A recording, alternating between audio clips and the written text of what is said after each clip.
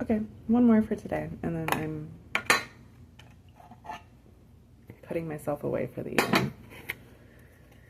Something's given. There's something in the energy. Something's going on. I don't know what it is, but I can feel it. And so I'm just trusting in it. I'm not letting myself get anxious. At least I'm working on it, right? Okay, I don't, hold on. I don't need all that going on. Yeah, we'll take what is already out. These came, and then this came last. Okay. Yeah, I don't know. I don't know. There have been times that I've been able to literally look into the future and have an idea of what's going on, at least. Everything is always up for change because it's all based on our individual decisions and like the butterfly effect. Like, I'm an individual human being. I can only account for so many things at one time. So even if I can, like, any sort of prophecy is different. I have prophesied as well. That's different though. But like actually seeing into the future always is relative to whatever anybody does because of the butterfly effect. Little tiny things can change everything, and you can't account for all of those things when you're looking from your specific, personal, limited perspective, right? Prophecy comes directly straight from God. That is like when the universe has something to be put through you, you receive a vision, and it's not like you're actively looking into the future to see things. You get this vision, you get sent to you, you get this, and then you get this feeling that like, oh, that's something that's going to happen. I don't know maybe when, I don't know where, I don't know exactly what it's going to look like, but I have this. I've experienced all that. That's not what I'm experiencing right now. What I'm experiencing right now is being aware of an energetic shift that's happening, I'm receiving messages in order to kind of guide myself, but it's almost like I have this bag over my head. Like it's like I'm not allowed to see what's actually in front of me, and I'm having to like kind of trust myself to move through. Every once in a while there's an energy that's right around me that's helping guide me. There's also energies that are around that are like trying to dissuade me and trying to confuse me. So it's all about like maintaining this focus in myself, but it's almost like walking with my eyes closed. Very strange. I haven't necessarily been in this position before, but all of it is cultivating my faith. So I appreciate it, and I just keep moving forward because that's all I know how to do. I know how to take 2 steps back in order to go forward as well too, but I don't stop. Can't stop, won't stop until the end, until we get there. Even like whatever's coming, like this next thing that's coming, like is a completion of so many things for me. It's an accumulation of so many things for me. It's like a validation and a justice put into so many things for me, involving other. It's not even involving me right now. This is what I'm supposed to be doing. Whatever is going on behind the scenes is involving other people, whatever other energies are going on. I'm doing what I'm supposed to be doing, but all of it's coming into place and falling into place, and is happening for my betterment, but also my it's not just my greatest good, because many of the bad things I've been through have also been for my greatest good. It's not like that. There's something very good coming for me. It's going to change my life. It's going to make things so much, it's going to make things so much easier so that I can continue doing this work that I'm supposed to be doing. But that's what it is. It's not like I'm reaching an end. It doesn't matter how it looks to others. There's a door being opened for me, and I'm being ushered into a new reality, a new life, a new lifestyle, where I can do the work that I've been called to do in a much more effective way, a much more grander scale, on a grander scale. Yeah, there's definitely I'm excited. It excites me to think about it and to talk about it. There is it's multiple blessings. Oh my goodness, it's so many blessings. It's so deep and moving. It hits on every level for me, really. Every level. It's incredible. I don't know what it is though, so I just keep moving. Just trust. I can hear it. I can feel it. I can feel it. I'm right there, but I'm not there yet. And I'm right there. I'm where I need to be. I'm where I need to be, and I'm when I need to be, and I'm doing what I need to be. It is still working itself out in order to meet up with me perfectly. And I trust that, and I trust my connection to it. It's not something I'm going to have to force. I already did the work. It's not something I have to compromise myself for. It's kind of like, it's this keyhole again. It's this very specific, like, it's only for me too. It's for everybody, but it's moving through me. There's specific blessings that are coming specifically to me to make this easier, to help me, to give me a sense of support, assurance, and stability in the work that I do, so that I can help more people on a grander scale far more easily, so that I can reach more people. And I'm so thankful for it. And I'm so thankful for all of the everything that has gone into making this possible. I definitely see it. I definitely feel it. I am incredibly thankful for it. And I'm, just doing what I need to do until it becomes what it needs to become. Until it's here. Until it's here. It's like waiting for Christmas morning. Only Christmas is coming early this year. Okay.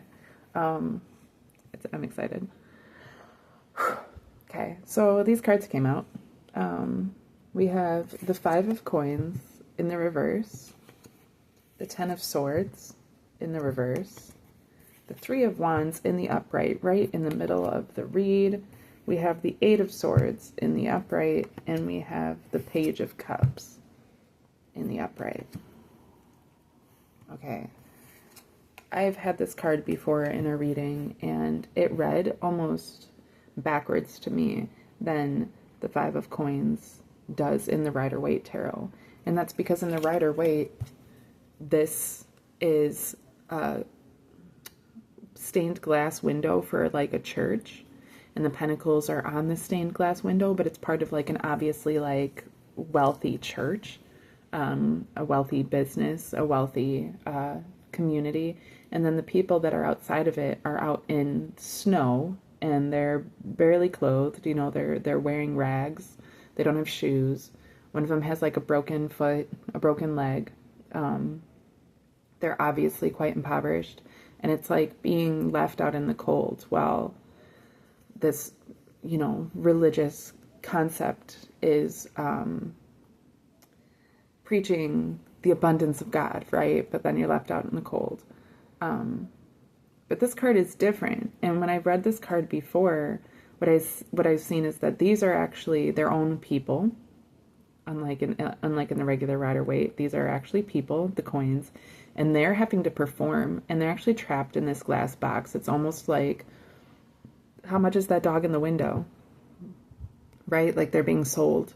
So they're performing in order to get someone's attention. It's like seeing a dog or a cat at the pound, or at the pet store, right? And it's trying to get somebody's attention because it wants to go home with them. It doesn't want to be kept in this cage. But then you have these people who they're not even paying attention to these pentacles.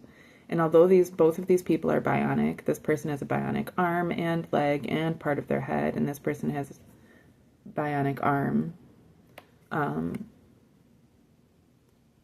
They're not even paying attention to these pentacles. It's almost like the pentacles themselves are kind of from they're like an old concept, and like these people don't although they're half bionic, because we have this technology now for them to be able to be bionic, they're not in need any longer.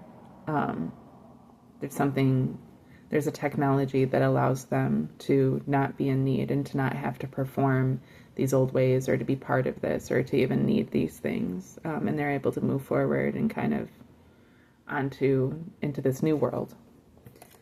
But it's in the reverse. And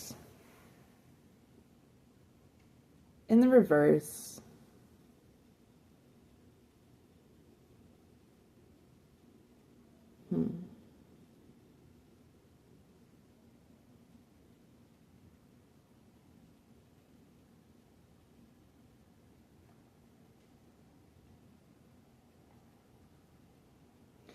in the reverse, I'm looking at this smaller person, and they're not looking, the bigger person that's like ushering them, it's like, come on, you know, looks a lot more assured, where this younger person doesn't look terribly assured. They don't look like they're related at all either.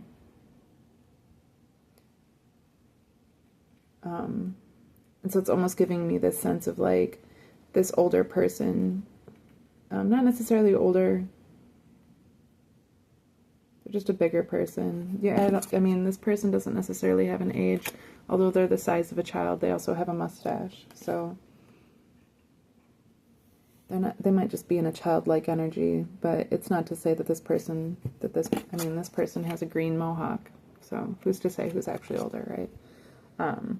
But it's almost like they're like, let me show you the way, come this way with me, and this smaller person is, you know, they're like, look, you're bionic, I'm bionic, we're connected, and this person is like, I don't know about that. I don't know about moving forward in that direction with you. They just don't look terribly certain. And then I'm noticing that, like, as the pentacles are piled up on each other, well, the first thing that I noticed was as they're piled up on each other, they're moving towards the V and the 5, but upside down, it's a triangle, right? And so it's like, it's actually very deep.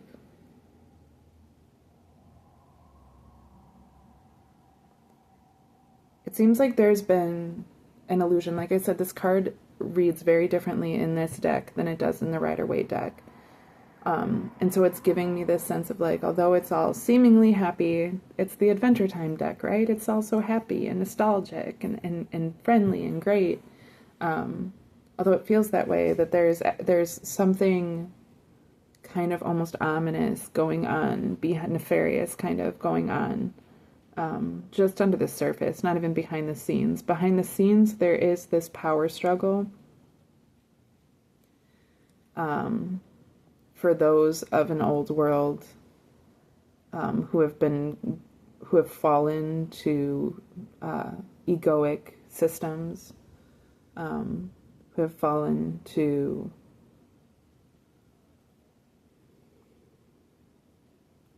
negative concepts of self, putting oneself on the bottom in order to receive from others. Those given to pyramid schemes, they're still fighting for this sense of power, and that's what's going on behind the scenes. But it's almost like this other person is leading this energy, is trying to lead this energy astray by being like, look, we're connected and we do the same thing, so come with me. But it just seems like this childlike energy is not so certain. Okay, the Ten of Swords, that's where I'm leaving it for right now.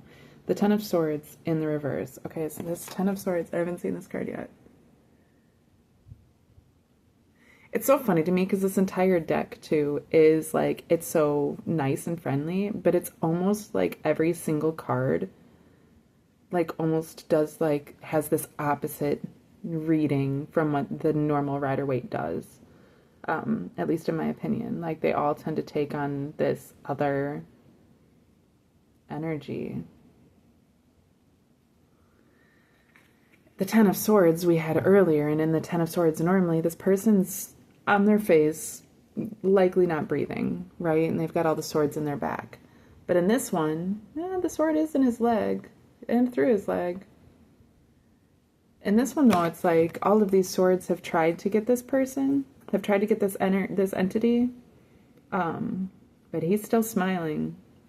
He's almost like bragging, like, you're not going to kill me.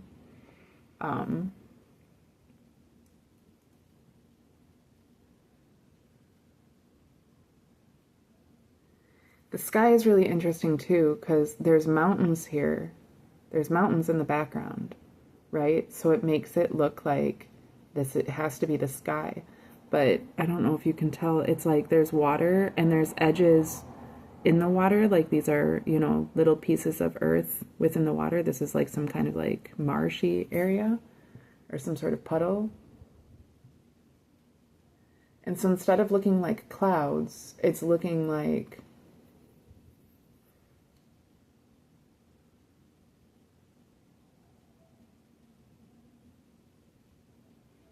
a puddle. I guess they're clouds and it looks like the sun is setting, but it also looks like a puddle. It looks like there's another dimension to go through. But this card is in the reverse as well.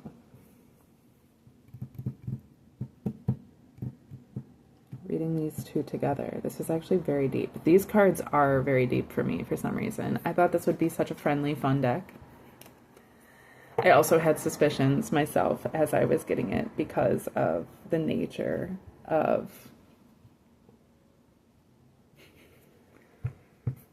as I'm splitting the deck, the nature of Adventure Time. You have two snakes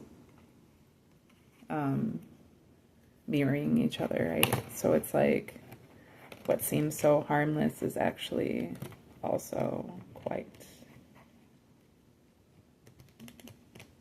potentially nefarious. Now, every one of my reads, like, I'm not going to give into that energy. I'm not going to give into that power.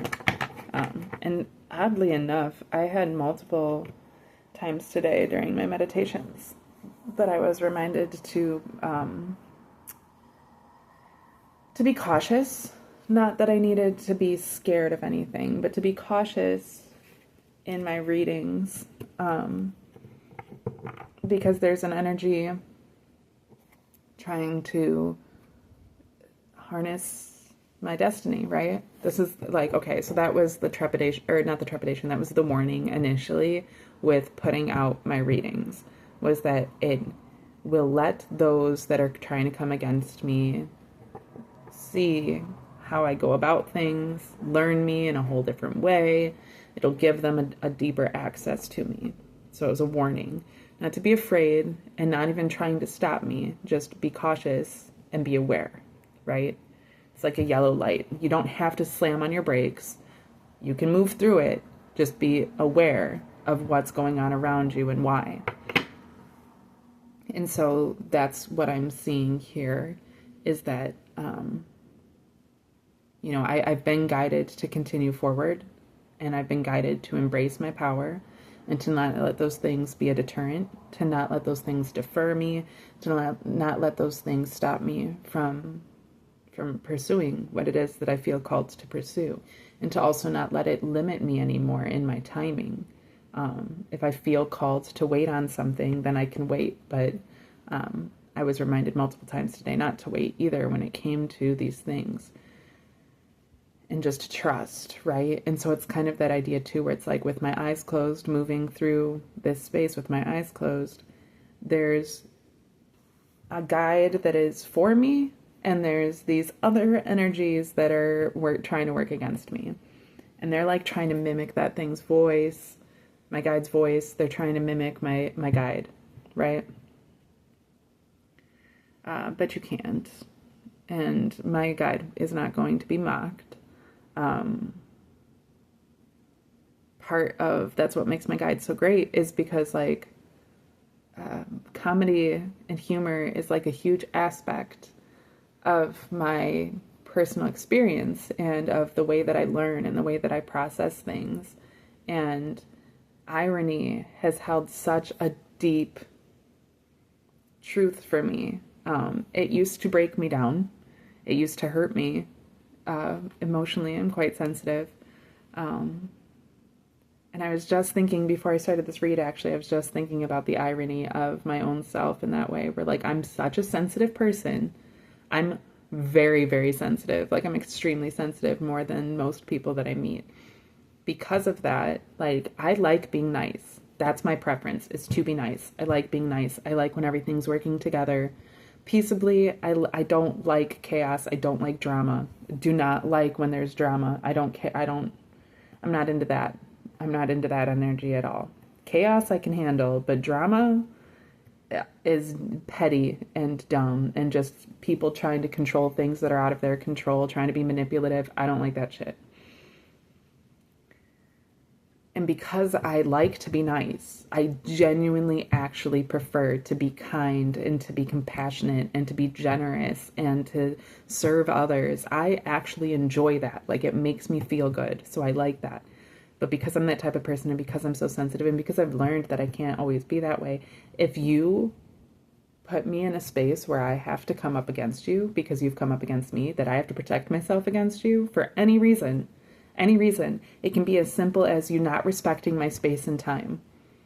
If I've expressed to you that I require space and time and you insist upon continuing to move forward in that direction into my personal space, I'm not going to be a very nice person.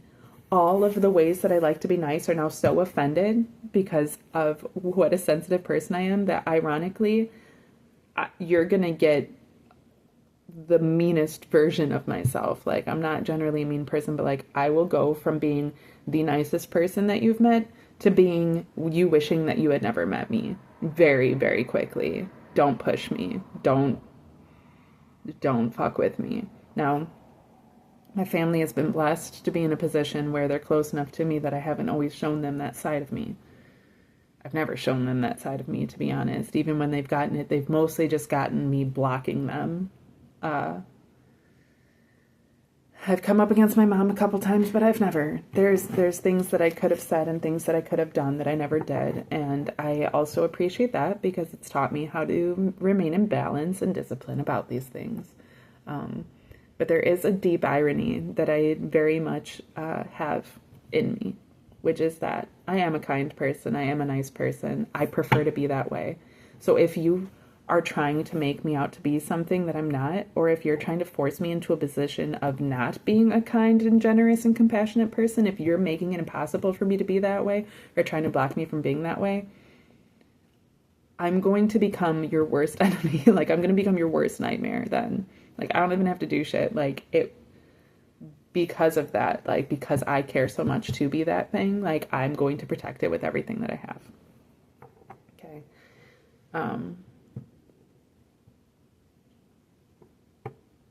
I don't know exactly where that came from, aside from the irony, but that's what I found about these cards, is that they're all terribly ironic.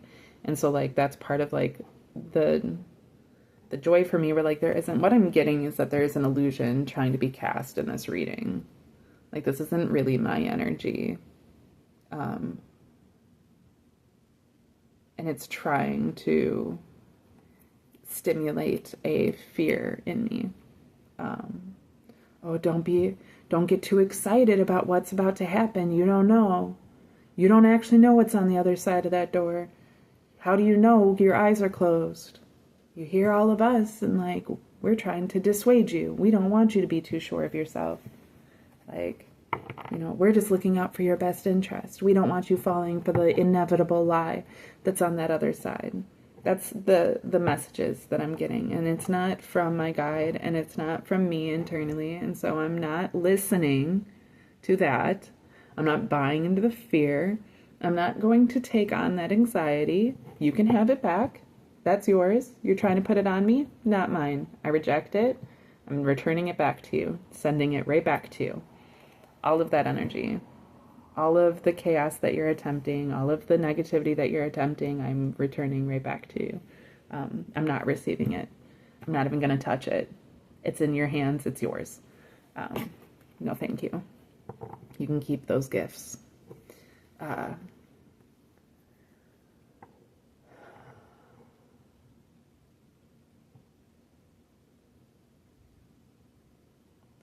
So we have the Three of Wands here in the upright, and like I said, like in this deck, this card, like in the normal Three of Wands, it's like a sign of like uncertainty but positivity towards an opportunity. Like you're looking at uncertainty with this opportunistic mindset, and you're looking forward out into the distance with this like, okay, I have an adventure on my hands, and like you're preparing yourself to embrace it.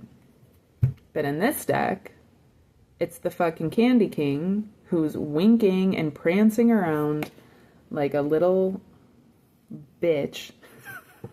And he's, you know, with his little mustache. And he's like trying to, he's the one holding on to these things. He's got these canes and he's trying to present something differently than what it really is.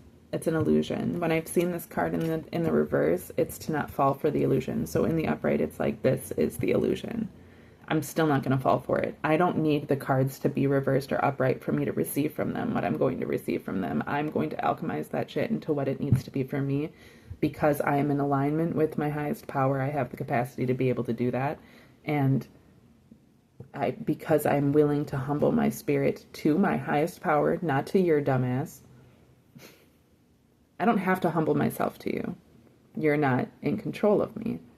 This is to anybody that, any being that isn't my highest power, that wants to claim any sort of control over my destiny. It ain't your destiny.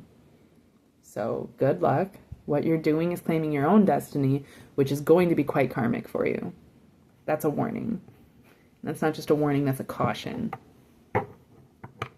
You know, it's not even just a caution, it's a prophecy. That right there is a prophecy.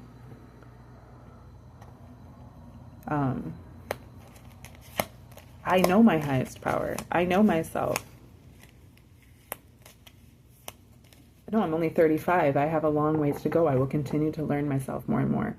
I will continue to, you know, learn my highest power more and more. I will continue to come into these things greater and greater, but I'm not letting anything come in between that.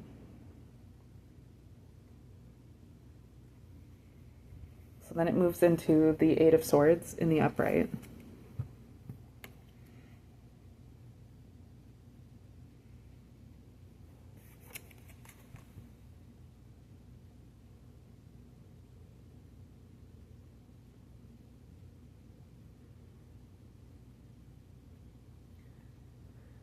Which is this like hazelnut head. It's weird, and like he has like Nutella coming out of his mouth because he's getting stabbed in the head. It's weird that he's getting stabbed in the head because that's not normally part of this. And this is the Eight of Swords. So there's this secret sword. Oh, these cups. Very interesting. Okay, so I can see that there's these cups on the ground. These empty little plastic cups, the same that's on the top of his head. But the thing about it is that there's also one here on this sword. There's one here on this sword, which makes it look like there's a sword in here that's in his head and it's just stuck to the sword.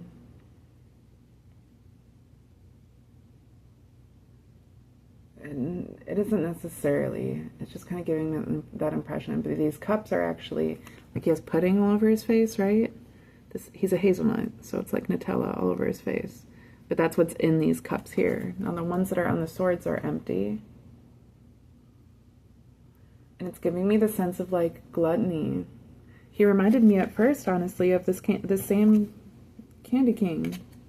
Like, you ain't shit. I can look at your face and see that you ain't shit. But here it's like he's blinded himself, and like he put himself in this position by being too gluttonous and almost like cannibalizing himself, you know?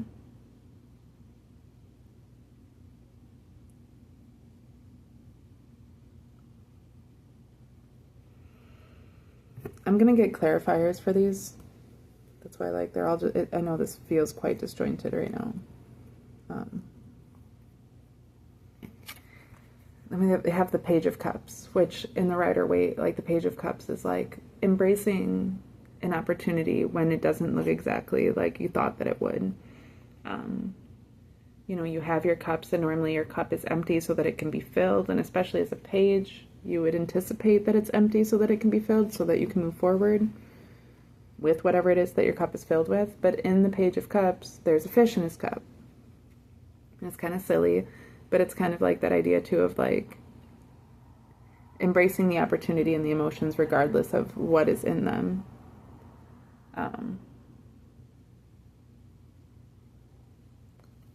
This is very similar, but in this you have this half a banana, and he is swimming in this water. He's in the water, and then he's caught this fish in his cup. And it's almost like he's using his cup to catch the fish.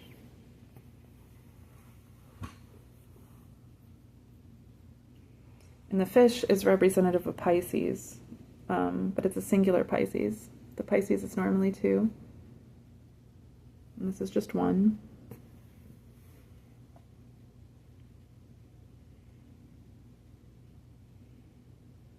And like this banana, this little banana character, like, it gives me this impression of like being a little dumb. I don't know why, but that's like, I don't know this character, but like that's the impression I get. Maybe one, because it's half a banana. Like it's not a full banana, but that also just gives me this impression that it's young for some reason. He looks young. He's got this cute little face. But he doesn't look like he's the smartest, but it almost looks like he's been underestimated, because he did catch a fish in his cup. He did it. So, I mean, he looks like he's satisfied with that. Sorry, I'm picking my face.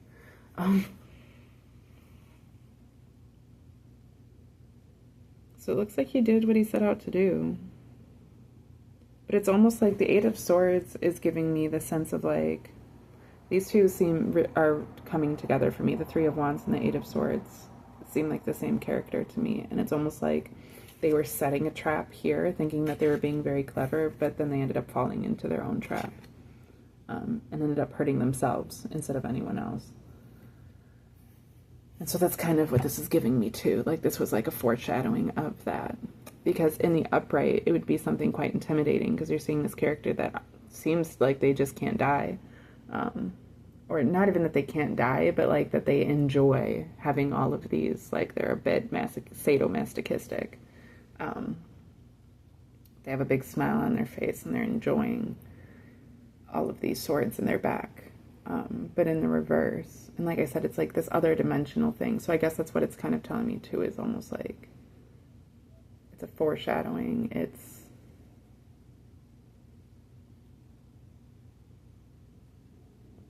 He's giving me like shadow person energy, where it's like this isn't even like, this is like like an illusion cast that took on its own quality. But in the reverse, it's just giving me that like it doesn't have that power.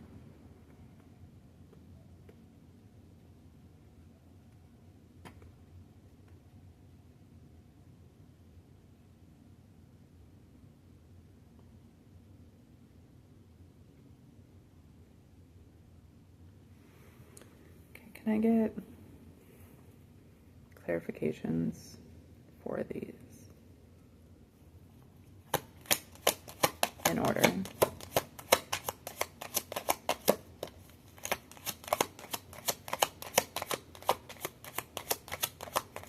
Clarifications, please, for all of these. And we'll go from there.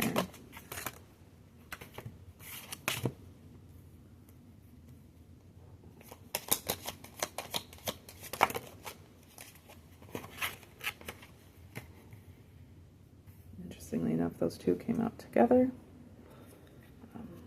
I've already had them together. Okay.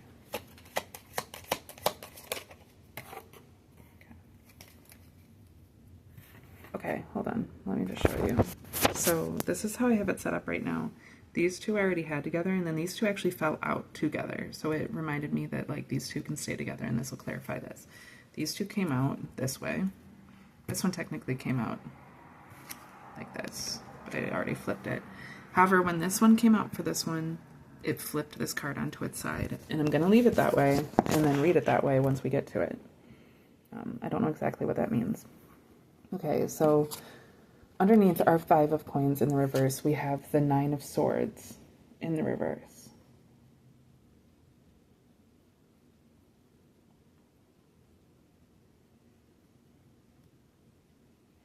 We've got this little lemon guy who's playing a harp in bed, and he looks very sad. He looks like lonely.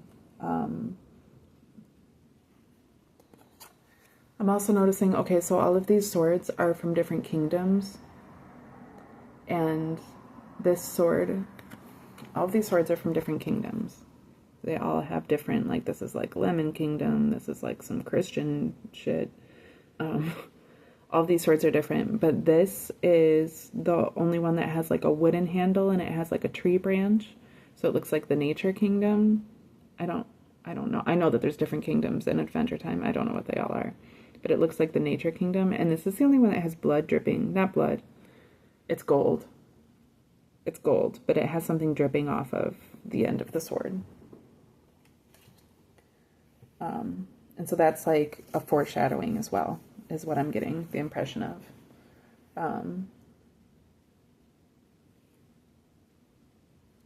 In the regular Rider-Waite, this card is depictive of having essentially like a nightmare, being in a nightmare, not being able to sleep, being restless. It's a restless energy. And I'm getting that here too. It's kind of a worry, a concern. He's playing his harp in order to kind of calm himself. But it's not necessarily working because he's still not able to sleep. And so we're moving ahead. See, this, all of this energy, it's so fun. Like, I almost like feel like I shouldn't read this anymore. I want to read it for the fact that I've already pulled the cards, and I don't want to leave it and then like start something completely new. I think that's what I'm going to have to do. I think that's what I'm going to have to do. Because what this is, I was already warned about this. Like, that's why foreshadowing keeps coming up. I was already warned about this, that like my energy would be, that somebody would be attempting to hijack my energy and to steal my destiny through me reading my cards. And it's funny because like they're making a very specific point to put the cards out in a specific way that makes it so that the way I would naturally tend to read it is reading for them in replacement of me and trying to get them to read my energy. And I'm just like, it's kind of like I said, like they're like mimicking the voice of my guide, and they're like, come this way. This is the way to come. But I have to trust my intuition to be like, I don't know. You sound like my guide, and I know my eyes are closed so I can't see you properly, but like, I just don't trust it. I don't feel it. I don't feel like you're really for me. That's not leading me in the right direction. So, sorry, but we're going to just start this reading completely over. We're going to release this energy.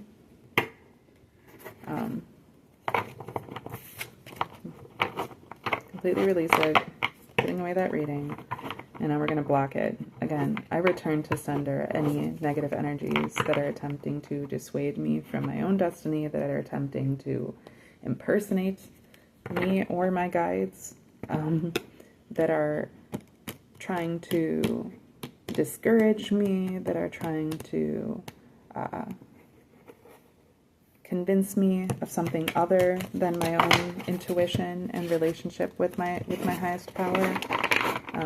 As I return you back to sender. I return to sender any energies that are coming at me to try to harness my power, harness your own power.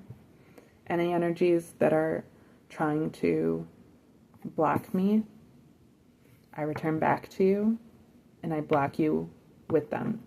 You put a wall in my face, I'm moving it right directly in front of you and I'm walking through it. That's yours. Again, these things aren't for me. And I don't receive them. I'm returning to sender any negative energies, any positive concepts that are trying to swap destinies. Your karma is yours. My karma is mine. I've done a good work. I'm doing a good work. I'm remaining faithful. I'm remaining true. It's the best that I have, and I'm embracing that. And I'm taking that and I'm letting that drive me into an abundance. It's not yours, and you're not going to get it. I trust my guides when they tell me these things. And even when I feel like, man, I really want to be able to continue reading this because I hate leaving things feeling unresolved, I'm okay closing those doors. I'm okay not knowing what's behind them anymore. I'm okay not needing to see a perfect sense of resolution to be able to trust in one, because I know that right now we're in incredibly illusionary times. We're in times that are very uncertain and very chaotic. And I'm not trusting anything outside of myself and my relationship with my highest power. That's what I have to trust to move into something right, because every single time I've ever settled for anything a little bit less, it's ended up leading me somewhere I didn't belong. I didn't need to be. It's led me into this destiny swap. There's always been this destiny swap happening where other people then are able to harvest my positivity and the abundance that is meant for me, and then use it for themselves for ill will. And I'm not going to do that anymore. I'm blocking that off. I'm blocking myself from transferring that energy. I'm blocking you from receiving it through me by allowing the walls that you're trying to put in front of me to be faced in your direction. I'm turning my back to that, but I'm blocking myself from giving you that energy. I'm blocking myself from that energy transference. Because you're right, I can't control you, and I'm not trying to. I can control myself, though, and I'm no longer giving to you. So even beyond returning to sender, it's just not receiving from sender. And I am not receiving that energy. And I'm not receiving your attempt to swap destinies. No, thank you. I worked very hard for mine, and I'm apt to receive it. And I'm quite thankful too. And I'm looking forward to it. And I'm no longer going to let anybody else convince me otherwise. You have your own paths.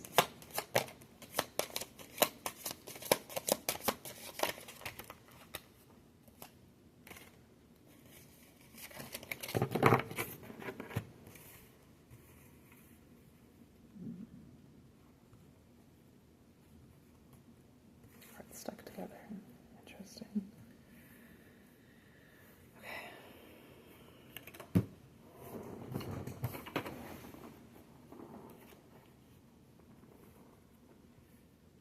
These cards look a lot more friendly. We'll see. Okay. So I apologize for having to stop that reading halfway through.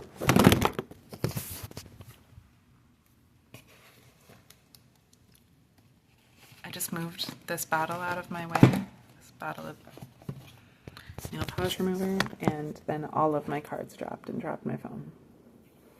Okay, so I remove any energy that isn't mine from this energy field. I'm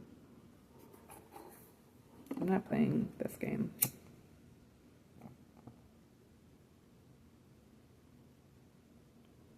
Any energy that isn't mine and isn't connected to my highest power, I'm releasing, I'm removing, I'm blocking, and I'm not receiving any longer.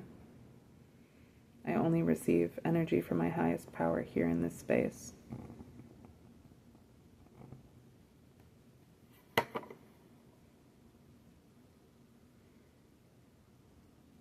Please cleanse my spiritual palette, so that I may receive the right messages, so that I continue to move forward with a sense of excitement for the future and for the things that the universe is bringing me, and that these negativities, these low energies, this deceit, these illusions have are completely withdrawn from me, completely removed from my reality.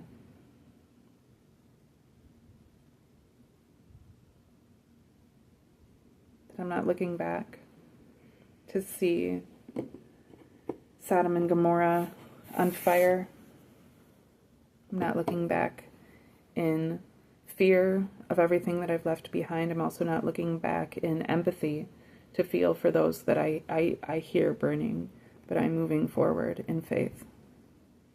I'm moving forward in faith. I'm moving forward in a sense of purity. I'm moving forward knowing that there is a new world coming. I'm moving forward knowing that anything that the Lord takes is the Lord's to take, and that anything that is given in return is a blessing in comparison.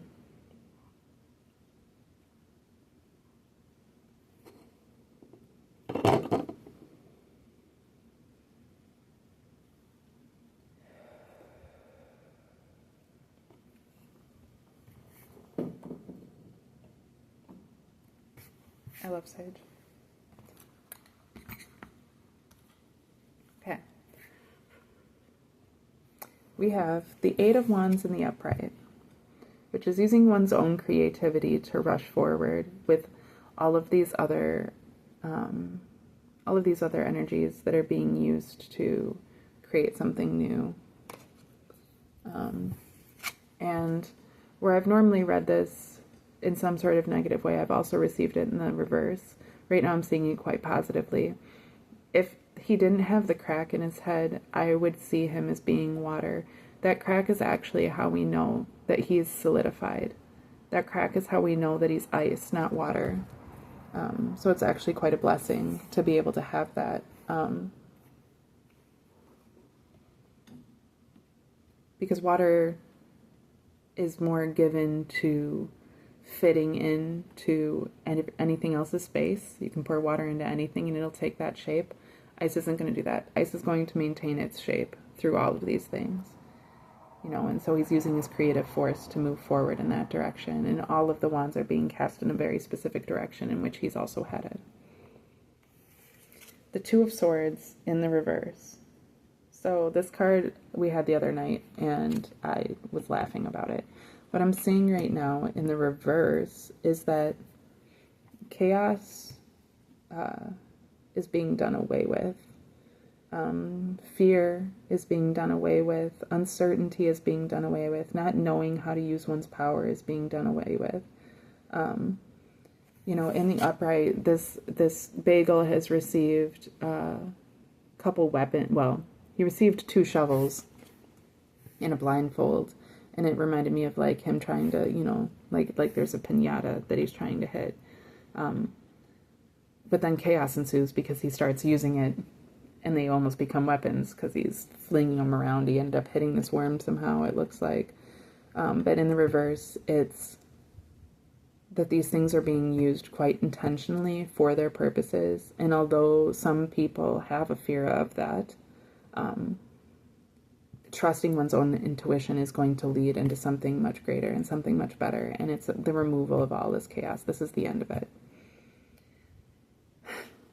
And that moves forward into the Seven of Coins, where here you can see this character has one of those shovels and has used it well in order to bring in this abundance. And they're waiting patiently for this abundance. They're looking at it with a sense, not of uncertainty.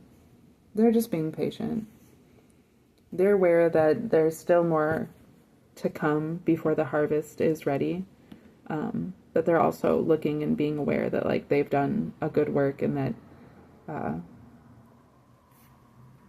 they can start to see that there's this abundance. These pentacles have started to blossom, and they're protecting that. And, they're standing firm in that. It's a root beer float. So it's like giving me this sense of nostalgia.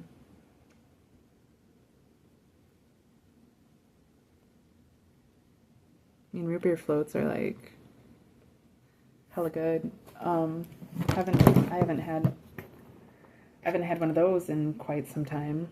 I want to see if there's a specific meaning behind it. Hold on.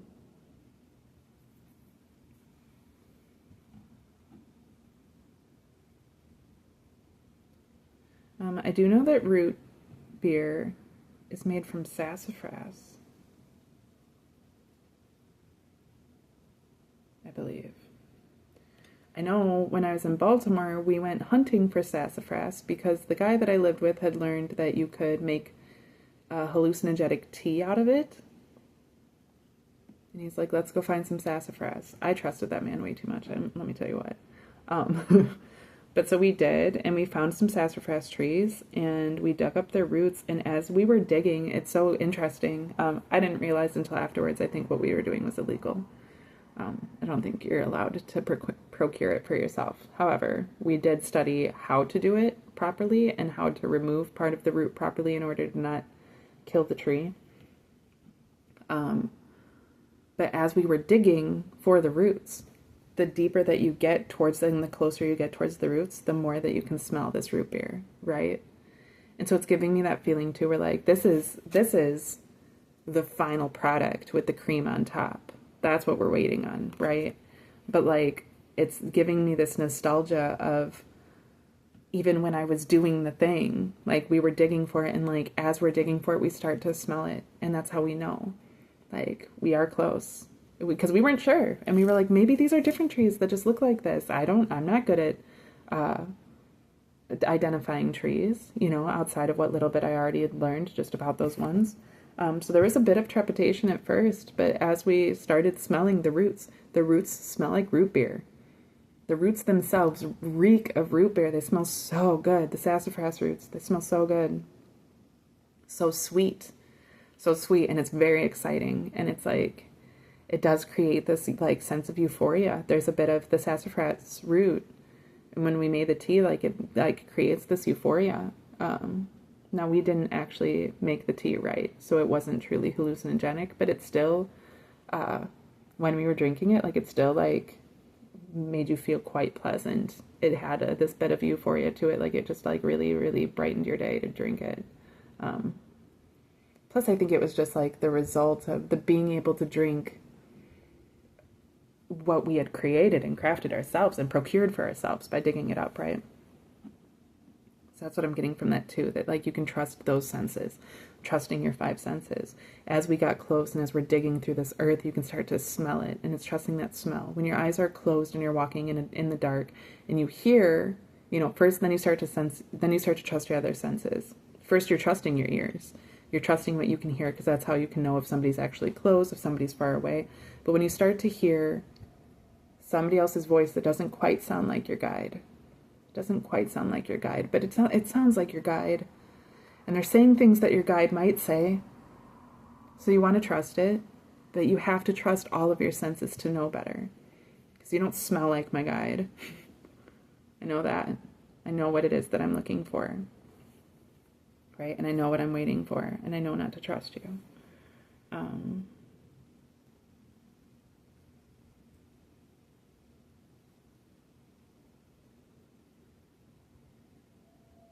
Well, this just says the comforting and soothing qualities often associated with a root beer float may suggest a forthcoming phase marked by tranquility and serenity.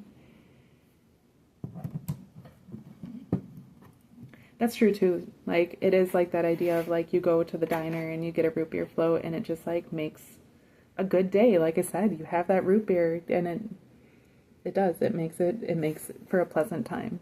So that's great. Next, we have the Seven of Cups in the upright. Man, Jake and Rainicorn must have had a whole bunch of kids. It's cute. They had a litter, right? That's so cute. The last time I watched Adventure Time, Rainicorn was pregnant. And even then, like, I hadn't watched all the way up until then. I just happened to, like, watch a couple episodes around that time. And I think that was early on, very much early on in comparison to where it ended up. And so I completely forgot about that until the first time I did a reading with these cards, and I saw a character that looked like a mixture between Jake and Rainicorn. And I was like, oh, that must be their kid. But then just in a couple readings ago, there was another character that was so funny to me, and I realized that it was also Jake and Rainicorn's kid. And this is also Jake and Rainicorn's kid. And it's so funny seeing how they all, like, are different. And it gives me the sense of, like, a litter, too, where, like, all of your puppies in a litter came from the same two parents, probably. Actually, that's not always how it works, honestly, with cats or dogs. But assuming that they all came from, it doesn't even work that way with humans all the time, to be honest. Life is wild. But like generally speaking, when you have a litter, it comes from the same two parents, yet it breaks down their DNA in such an interesting way, where every child ends up very different. Even if they look very similar, they can act very different. And even if they act very similar, they can look very different. Or they can just be completely different altogether. And so it's cool to see that. Now, they all take on qualities of their parents in these different ways. But a lot of times, like, you got two adults that, like, aren't even fully aware of themselves. And they start having kids, like, their traits that they're not aware of and maybe aren't even, or, like, they're actively hiding and suppressing or whatever, can still come out in their kids. So, like, you might not have even known that this person had a certain quality, and then you'll find it in their kids. And it's like, well, that's where they got it from, right? Or, like, I make jokes about getting my assets, like my shape, my curves and everything, I get it from my dad. Which is true, I get it from my dad's side of the family, but it's funny because obviously, like, that's not something you would definitively be able to see in my dad and then see in me. So I guess that's a side note. But at the same time, it's also giving me that idea of these things. We have the Seven of Cups, and in the normal Rider-Waite, this is a shadow person, essentially. And they're looking at these things, and they kind of they're like amazed. They're in awe. They have their arms out as they're looking. And it's kind of like they're all these mysteries, and they almost have a sort of ominous feeling to them. Because these cards are so pleasant, it doesn't necessarily feel that way. There is still a snake, and there still is a dragon, and there still is this, like, Holy Ghost in the biggest cup. And that's the one that the puppicorn is looking at. I also noticed, and I wasn't for sure if it was just part of the sketch, like the shading and the sketching of the Rider-Waite cards, but in this cup, it almost looks like there's a face on the wreath cup, the cup that has the wreath in it. And this one definitively drew a face on it. So, wait, was this card in the reverse though? No. Okay. So it's giving me one, it's like a pumpkin face. Okay, we're talking about another one in the litter. I'm also noticing, interestingly enough, so this one, this specific kid has a purple head, which is the sign of intuition, purple being symbolizing intuition, but then they have the green, yellow, red, like Rasta colors on their bottom. I literally have a tattoo of an apple on my butt cheek that is red, yellow, and green. That was supposed to symbolize Rastafarianism. Because when I was 18 and I got it with my best friend, we both worked at an apple farm together. So we decided to get matching tattoos. And at the time, I was stepping away from Christianity and learning other religions, and had learned about the importance of... I'd learned that Rastafarianism kind of promotes nature as God, and that had really appealed to me.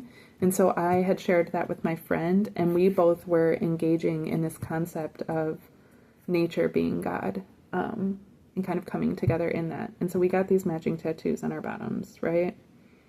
So it's giving me this feeling of this being me. And so it's like there's these 7 cups before me that are being given by the divine. They're in the clouds, you know, they're being given by the divine that way. The Holy Ghost is the main one, large in this cup. But, like, what's funny about this, too, is, like, because it even fits my concept. Like, the Holy Ghost is literally, like, this guy in a robe with a cloak over his head. But, like, even the cloak over his head doesn't keep him from shining. You still know who he is and what he's about. He, she, doesn't really matter. Now, on the one side is this face.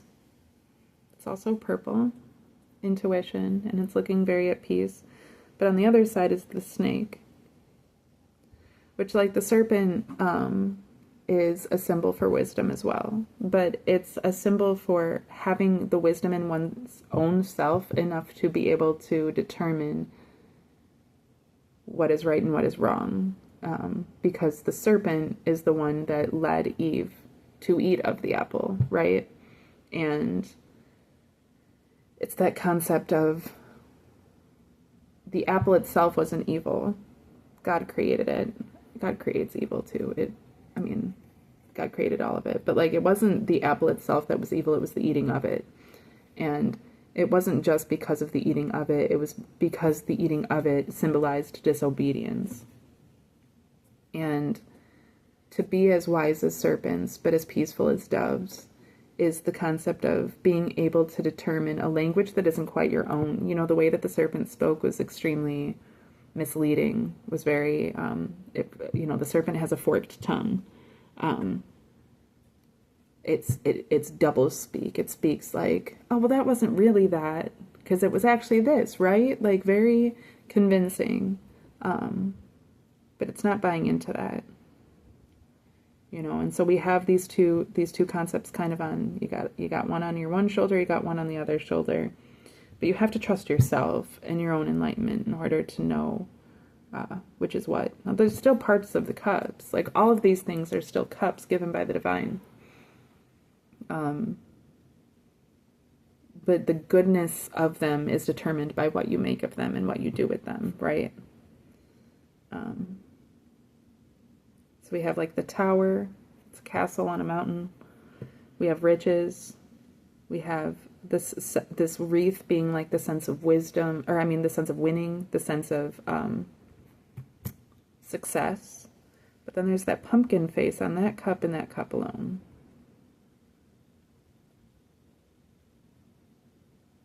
Which, like, the jack-o'-lantern face is, like, to ward away any evils. And it's actually looking right at this dragon, too. Right? And so it's, like, as much as this dragon, like, is within the cups that are being handed to you by the divine, that doesn't mean that it should be drank from. It's kind of, you can drink from that cup. But success lies in warding off those concepts. Just like you can listen to the snake, but success comes in being able to determine for yourself what is the truth of what's being said or not, and not just blindly trusting it. At the same time, blinding yourself to these things and trusting your intuition, right? Interesting. There's a lot going on in that card, actually. And I'm also seeing that it's both sevens. We have 2 sevens. And so there's a divine message here too, within those 2 sevens. And it's like, all of these cups are being offered, and you don't have to, you can wait. You can wait on them to prove themselves into something more. You know, it's kind of giving me a reflection back to this energy of, like, these are the signs of how you'll know what it is that you're moving towards in the future. But you don't have to drink of any of these cups just yet. In fact, none of these cups look very great to drink from, to be honest. So, the past, actually, at this point, you know, we've got this root beer float. Like, there's something about the past that's still good to drink from, but we're moving forward. Now we have the 2 of Cups in the reverse. This 2 of Cups is, like, got this, like, warlike energy to it.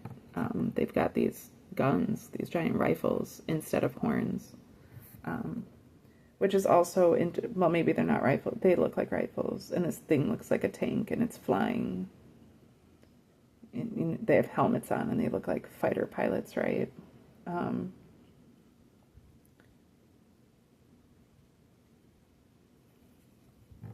Okay, so a couple things. First, I was thinking that the elephant's horn is ivory and tends to be the thing that the elephant is so claimed to be so valuable for.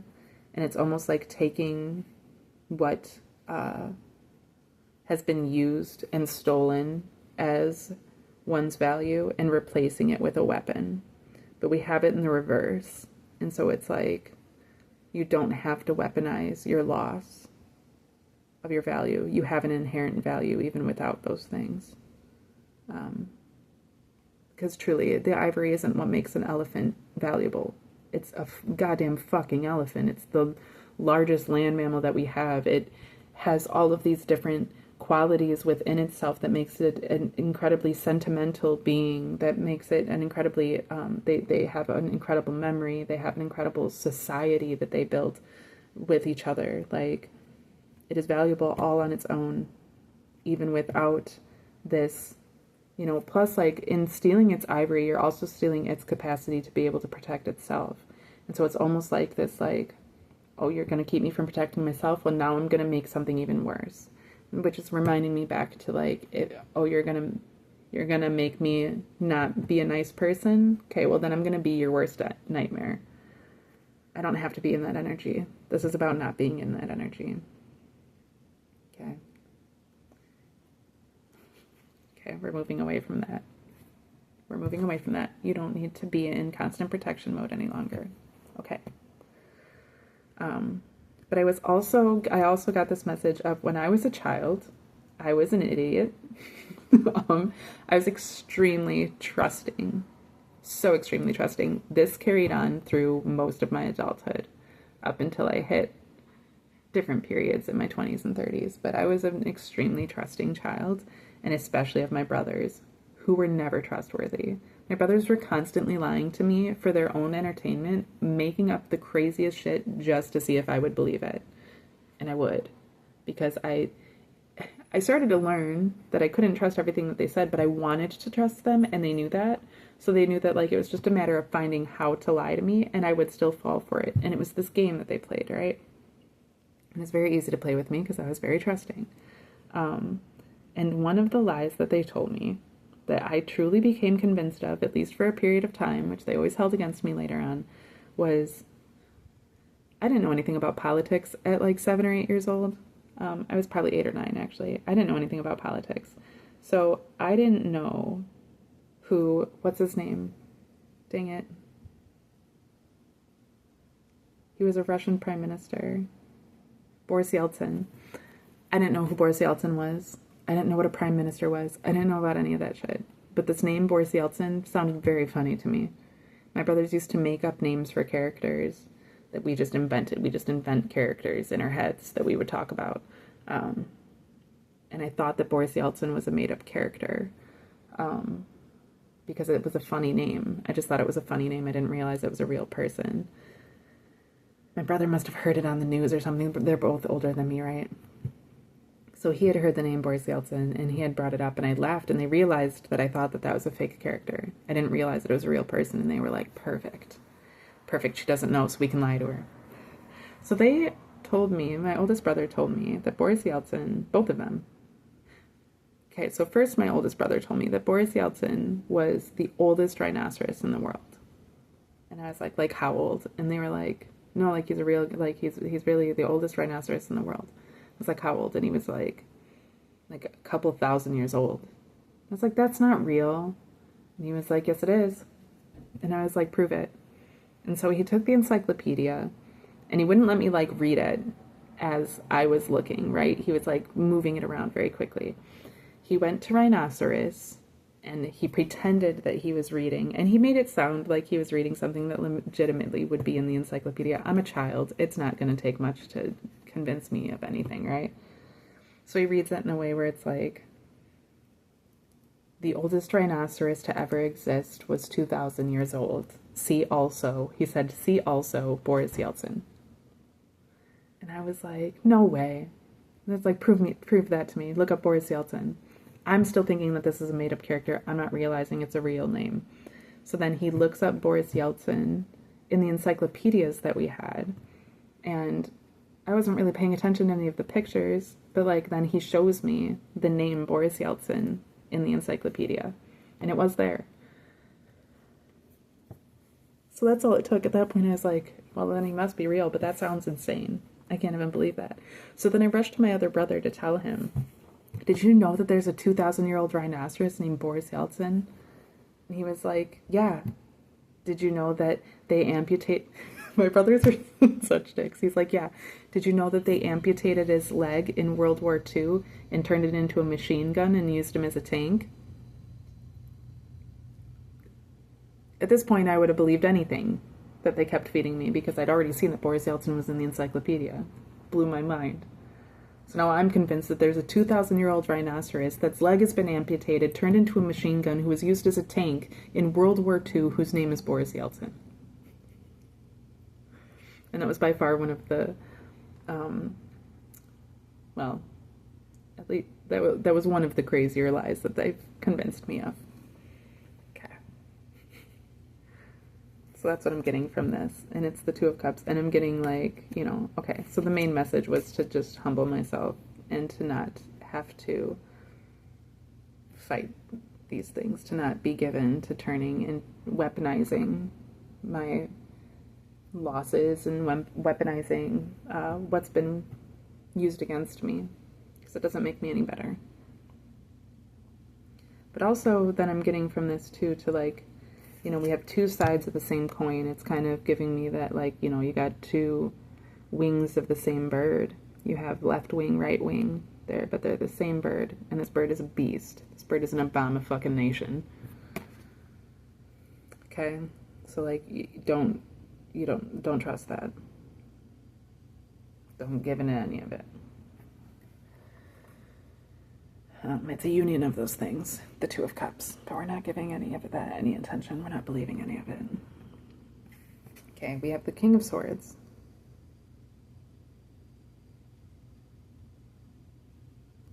Which is like this guy, this is the King of Swords. He's in a junkyard, and he himself is actually this upside down bubblegum dispenser. He has the glass here filled with bubblegum, and then it comes out here through his face. You put it in the quarter, and then it comes out here on his head. However, a couple things. So first, he's in a junkyard, right? He's this dirty king. Also, it's giving me like some kind of sick vibes, I'm gonna be honest, because all of the bubblegum is in his junk, right? And then like, in order to get it out, like you feed him money, and then you'll get the bubblegum coming out of his third eye. But his third eye is just a hole in his head. It's not really a third eye, and I wouldn't trust the bubblegum that this guy keeps in his fucking pants either. Okay. He's like, you can have it all. My whole empire of dirt, of trash, filth. Right? He's got his sword up because that's the truth. Like this is, you know, no longer is it an illusion. This is what we're actually seeing. Meanwhile, we have the Page of Coins, which is this little English muffin. An English muffin that has a straw doll. Which, you know, was commonly used in witchcraft for voodoo. Well, to make a voodoo doll, essentially, you would make a corn cob doll. It's technically voodoo, but it, you know, you wouldn't even have to use no voodoo in order to do this type of thing.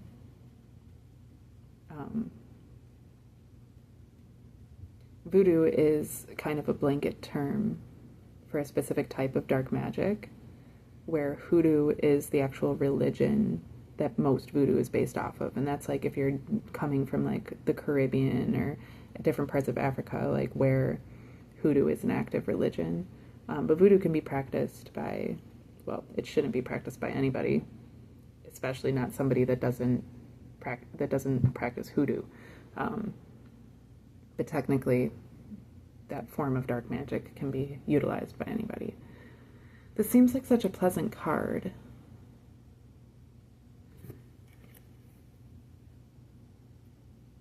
Seems so pleasant. And maybe it's just because I read it so negatively before. There's a different reading where it came out and it was giving me those, like what I just read was what I've read from the card before.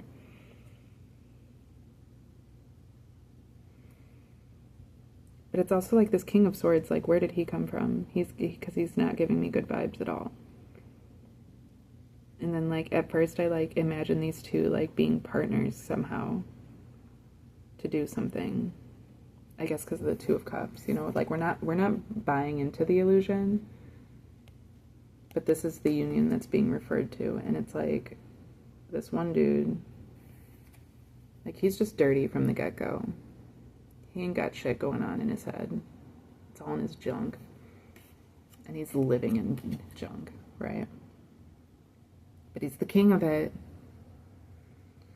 And then, like, when this English muffin came out, like, they felt like they were partners somehow. And, like, this English muffin seems so pleasant and seems so nice. And it's just got this nice little doll. It seems so innocent and funny and fun. But like I said, like, it's giving me this vibe of, like, there being something much darker that's going on underneath the surface. And it's, like, not falling for the illusion. It's also, like, with the little house behind it, right now it's giving me this energy of Hansel and Gretel.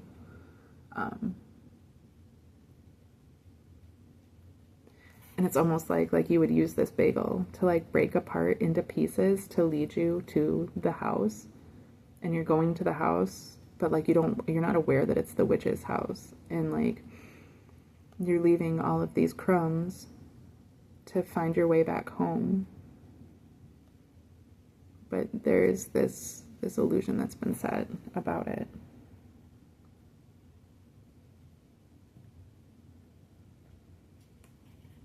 So it's almost like that character is just a pawn in a greater scheme. It's likely being run by this King of Swords. And then we have the Eight of Coins in the upright, which is, now you have this androgynous character that has the red, yellow, green sweatband. Okay, so it's the same concept, but now it's wrapped around their head.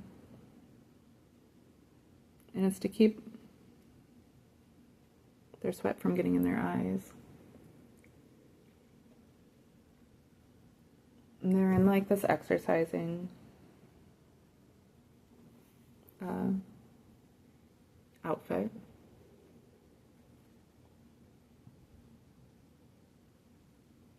And they've got this magic.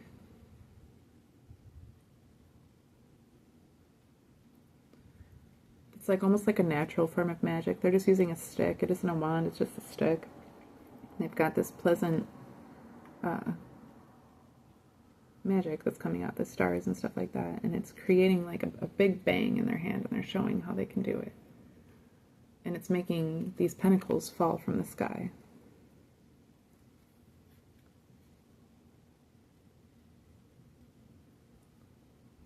I will say that these pentacles are falling and crushing these flowers underneath them. And this character seems to be slightly unaware of that. And it almost seems like they're like showing off. And it's weird because they have the, like I had already mentioned in this reading, that like the red, yellow, and green like is a symbol of nature being God. And in this, they're using this magic to make pentacles fall from the sky, but it's crushing nature, which they swear is God, but now they're wearing it. It's almost this sense of nature being God is blocking their third eye. You know, and now they're focused on these pentacles. And it coming after this is almost like, yeah, that's almost like part of this plot that we already know not to fall into, but it's being revealed to us what it is, right? Because we already learned that this is a lie and not to trust this lie. But we only know that because of the nostalgia, because of the past. And it's coming in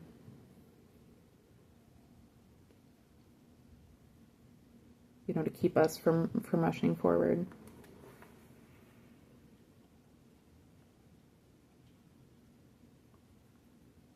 It's almost like it's trying to convince us to use our creativity for money at the expense of these flowers, at the expense of this nature, this true nature. And it's like, there is this true power, and it is quite positive with the rainbow. But like I said, it's just, there's a blocked intuition, and like you can see that like in this, it's coming from this English muffin, because this doll that they have, like that I already said, resembles a voodoo doll. They have it wrapped around the head in order to give this shape, you know? But like that's the same sort of thing, and it gives this shape. This has the same shape as this does. So it's like they, you know, it's a spell that they cast.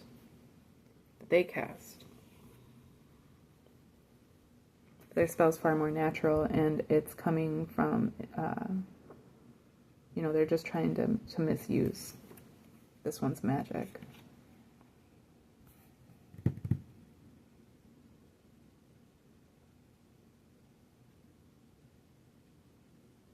And so it's like already before too, like right before we remembered the lie, we saw that this snake was coming down close to this Holy Ghost, this magic, this way. And that our intuition up here has its eyes closed. But we're looking at it with a sense of concern, with our own intuition. We're looking at it. And we're looking forward to be able to say we're not falling for that. And I will say that then on top of that, like, and because of that, it ends up becoming revealed. It ends up becoming revealed who is behind this, what exactly it is, why exactly it is, what the intent was. And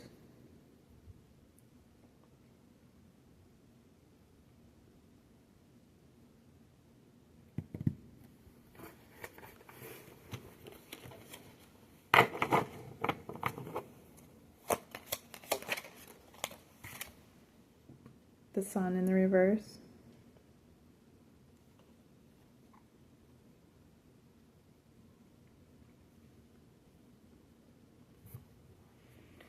This looks like a fire princess. She's looking at her crown. The crown is half blocked. The rays aren't coming out over here. The rays are only coming out on this side.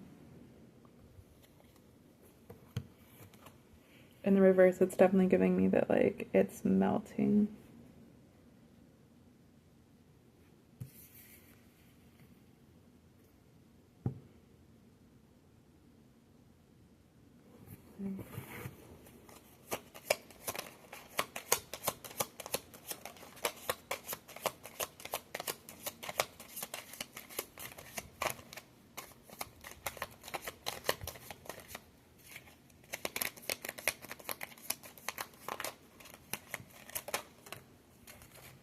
The Magician. I swear this card comes out in every reading.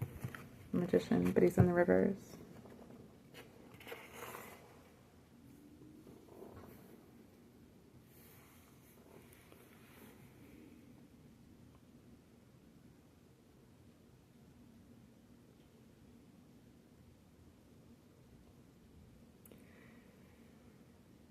I'm getting like that it's almost a distraction on this English, well, like, yeah, like the English muffin is like a distraction, right? You think that you're crumbling this thing apart in order to be able to find your way back home, but really it's just to lead you into the witch's lair. And like you think it's a game, and like while that's happening, there's this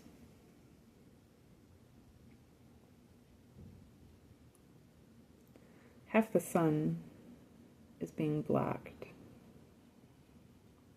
and the world is being melted, and as this character is trying to claim their crown.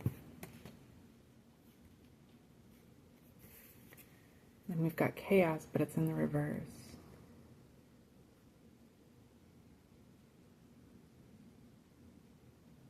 It's pointing at its boot.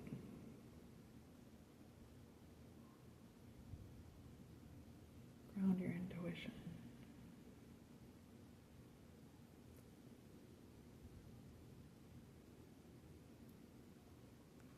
Something having to do with time and space.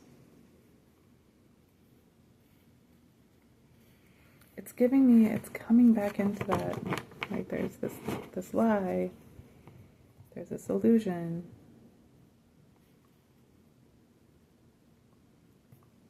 Okay, hold on. Spirit, I ask that you give me some clarification. As I said this card just spun on top of the deck. I set the deck down over here and this card spun on top. So I'm going to flip it in a second. I ask Spirit that you give me clarity, that you give me wisdom, that you give me something quite direct, that I read correctly, that I'm able to process correctly, that you block any sort of illusions from me, that you block any sort of misconceptions, manipulations from me, whether from coming to me or coming through me, that the truth is spoken, that the reality of things is brought to light. And then I can receive a little more clarity on this situation. You have the Knight of Coins in the reverse. Okay, so this is that lemon guy, and he does not look pleased. He's also on a lemon camel, and in this, like when I turn it upside down, he's looking over here at this direction, and the camel immediately gave me a feeling from my Job reading, which is that it is harder for a rich man to get to heaven than it is for a camel to fit through the eye of a needle.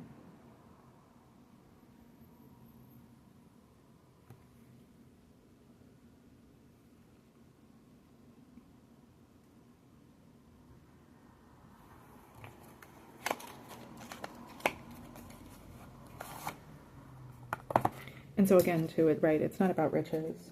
It's not about abundance that way. If those things come, they're for the benefit of the whole. But ultimately, we are also coming to a time where our sense of wealth, our sense of, or like our economy is collapsing, and what we use as money is being done away with, and those things are no longer going to be where the most power comes from. So like seeking monetary wealth and value is ultimately not going to be where the greatest strength comes from, where the greatest power comes from, where the greatest influence comes from, or where the greatest capacity to be able to do more for the world is coming from.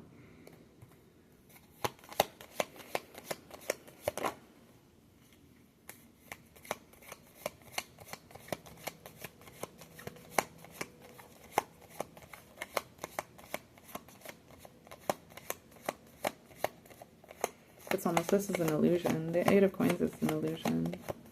That's not really what's going on. That stuff isn't really being used for money.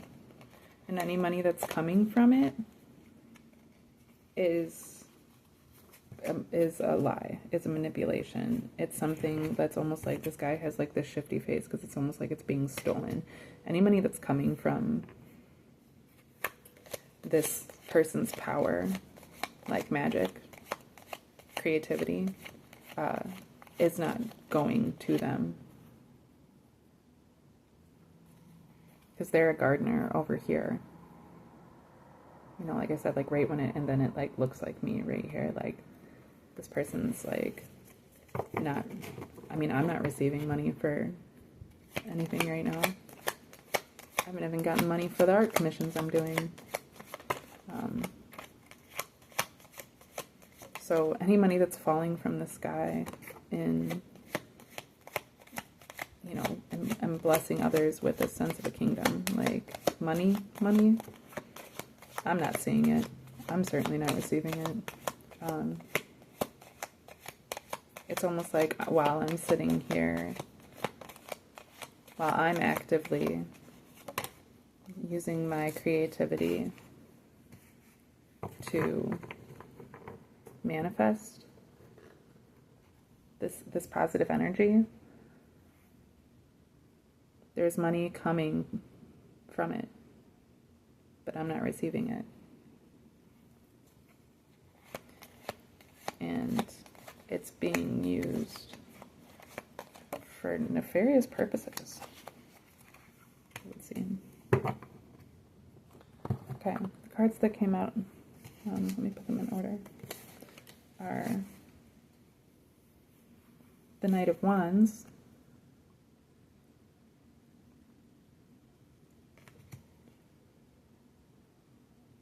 which is giving me the Eight of Wands energy too, like moving forward with passion towards one's skills, one's spirituality.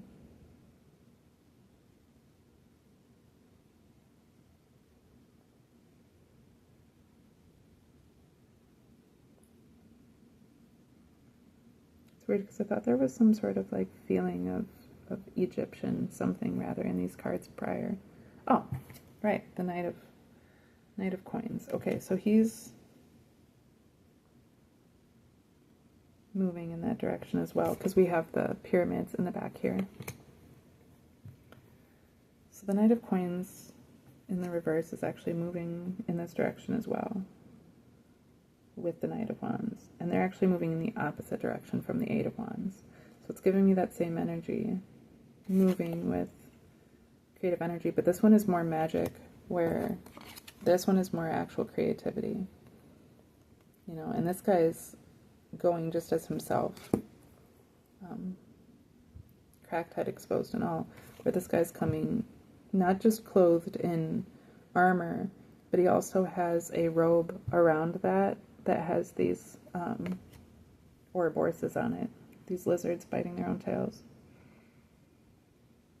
So there's a karmic passion reflecting the Eight of Wands, and it's moving right along with this Knight of Coins, who just seems like a thief to me, and ultimately, like, he cares more about money than he really cares about anything else. He feels like a thief because he feels like he's very unsatisfied with what he has monetarily, and that's why he has the shifty face, because he only has the one pentacle. But even that, his concept of materialism is what's keeping him from being able to move towards paradise, because it takes, you know, it's harder for a rich man than it is for a camel to get through the eye of the needle.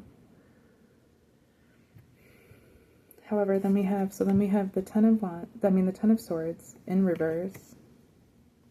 No, the Nine of Swords. The Nine of Swords in reverse. This was in the last reading.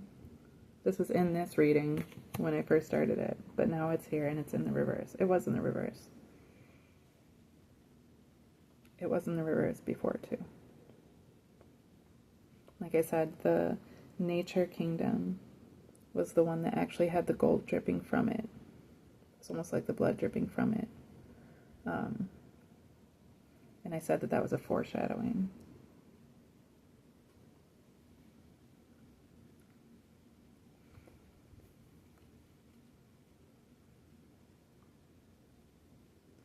But what I'm seeing is it's almost like this Knight of Flames, which is essentially this. We have this guy being the same. The Sun in the reverse being the same as the Knight of Wands, because they're both fire. The flaming hair, trying to claim a crown that isn't theirs through this manipulation of magic, through all of these illusions that are being done by this King of Swords and this Page of Coins. And then these cards, both with their bright yellow, being out here the way that they are. The Magician in reverse, also being the Knight of Coins in reverse.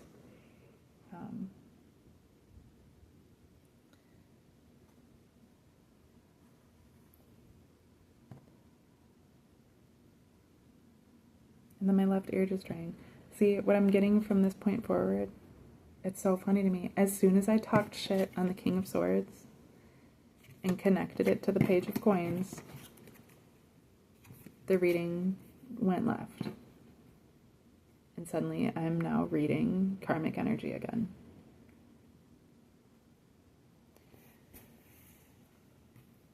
Thankfully, we have the Sun in the reverse down here that also came out. But yeah, I'm not going to continue to read this. It's unfortunate. They're not going to keep blocking me for my readings, by the way. I will cleanse this energy and be able to give readings again, but I might have to move away from talking about these things to some degree. It's not even out of fear. I'm just going to have to, I need to be able to ensure that the messages that I'm giving are precise and true, and as long as all of this energy is fucking around with it, it's just getting kind of befuddled.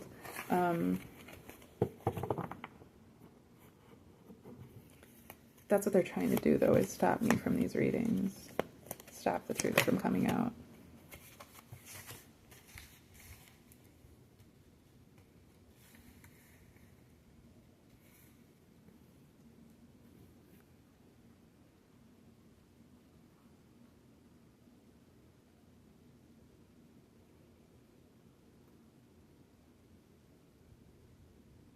Got my right ears ringing. I mean, we're already almost at an hour and 40 minutes. This is a long reading. My readings they're all, I just had one of the shortest, I think I just had the shortest reading I've had. And now this one is the longest one that I've had. But if you consider that this has technically been 2 readings, and now 3 readings, I guess it makes it a little better. I don't know how I'm gonna post this.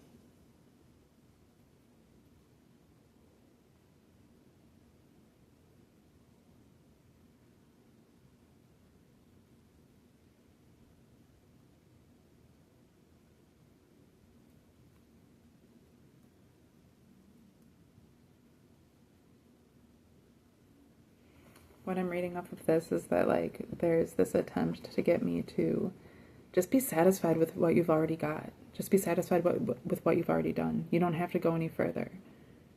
Like, you're being ungrateful by not just being happy with this and by feeling like you have to balance all these things. You don't have to balance anything more.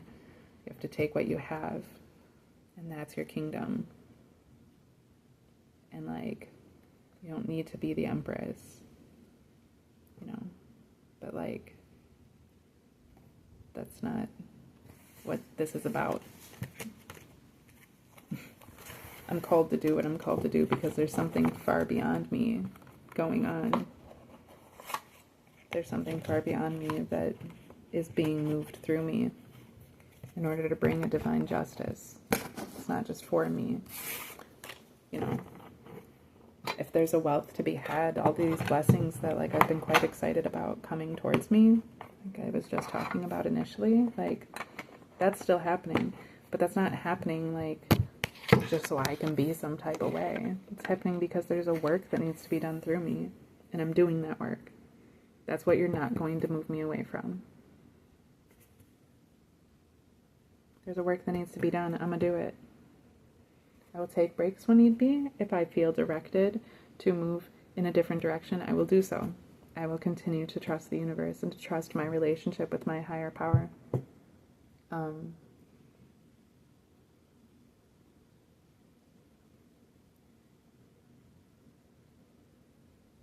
Yeah. I'm not really sorry for any of the ways that you feel about anything. That's for you. That's for you to work out. But the truth will be told. Destiny will unfold as it should. You're not blocking this anymore. You're not receiving what isn't yours anymore. We're all about to get what we deserve, what we truly deserve. And I'm good with that. I'm fine with that.